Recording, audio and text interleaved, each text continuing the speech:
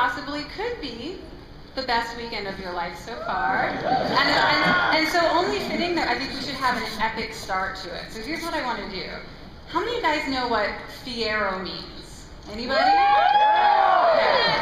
So fiero is that feeling you get when you're about to tackle some incredibly daunting obstacle, or you've just overcome that obstacle, and you know what it looks like, because everybody makes the same fiero face. It looks like this.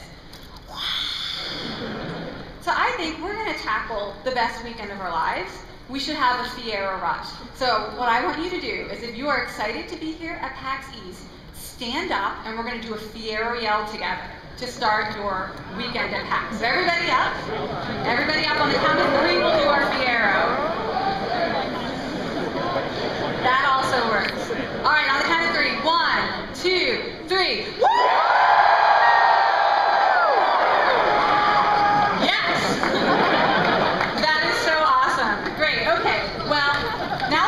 We've gotten to know each other pretty well over the first 20 seconds of this keynote. I feel I can confess something to you. It's a little terrifying to have to follow on the heels of the great Will Wheaton, who did the keynote last year.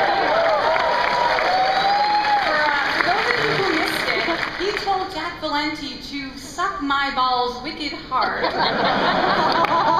So those are some big shoes to fill. So I thought, to try and live up to that keynote, that I would deliver to you a death-defying, life-changing, epic monster keynote. That is the plan. Yeah, it's a good plan. Now, I have to tell you though, that is not the title of the keynote. That's not the official title. That's the secret code name. We don't actually know each other well enough yet for me to tell you the real name of this keynote.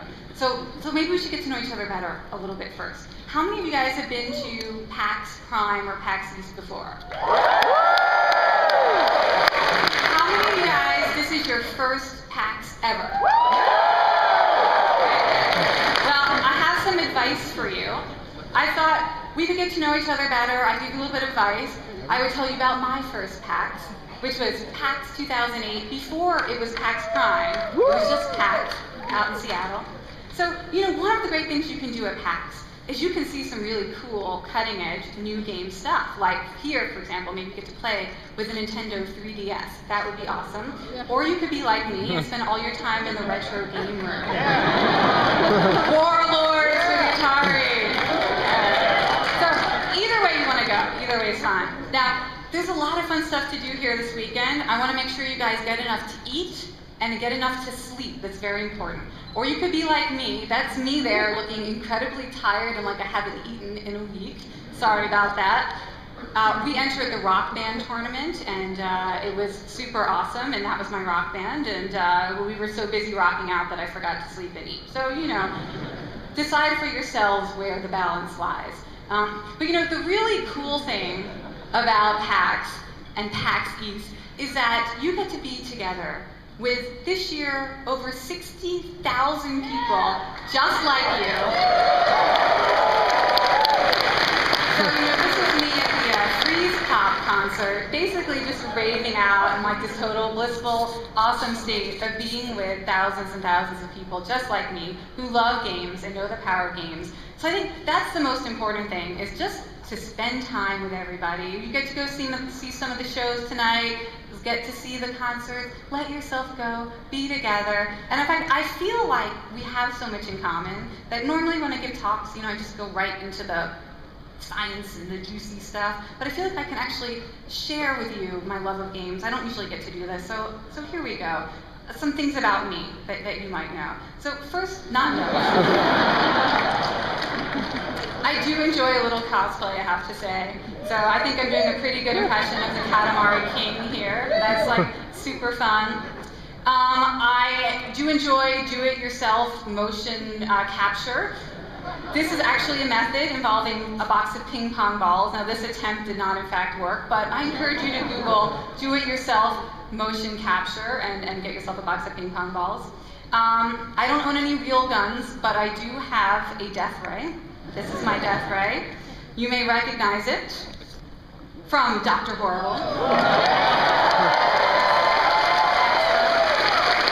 This is me using the death ray on my husband, Kiash, at PenguinCon a few years ago. Now, I was looking at this picture and I realized, you know, this woman is giving me a pretty funny look.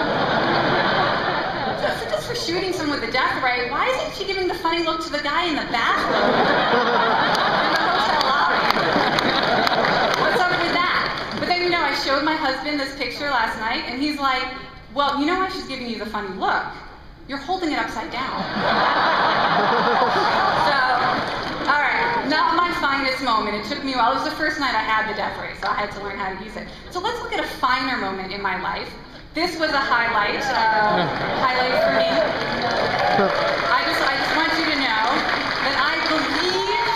that I believed the whole time that the cake was not a lie, so I had my fork ready for when I finally completed that game.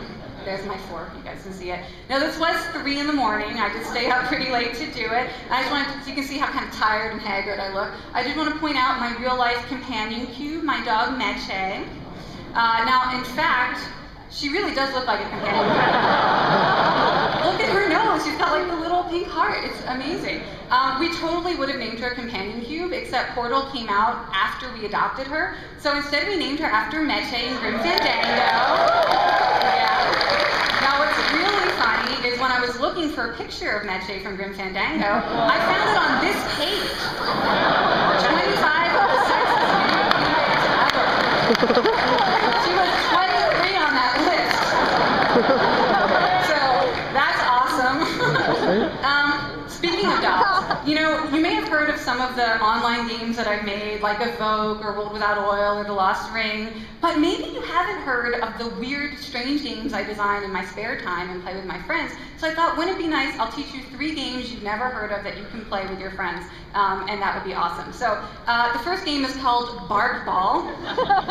Bark Ball is played just like typical kickball, except for every 2 human players, you need at least 1 dog on the field. And the dogs are allowed to do anything they want except interrupt the pitch, and you can bring as many decoy balls as you want onto the field, okay? That's Bark Ball. I'm hoping to start a league and we can do world championships soon. Those are all the red one is the real ball, the rest are decoys. Oh, dachshunds are very good at this sport, by the way. They tend to like, sneak right up on you and trip you as you're running between the bases, so get yourself a dachshund on your team if you can. Okay, chicken soccer bowling. I love this game. Okay, there's some special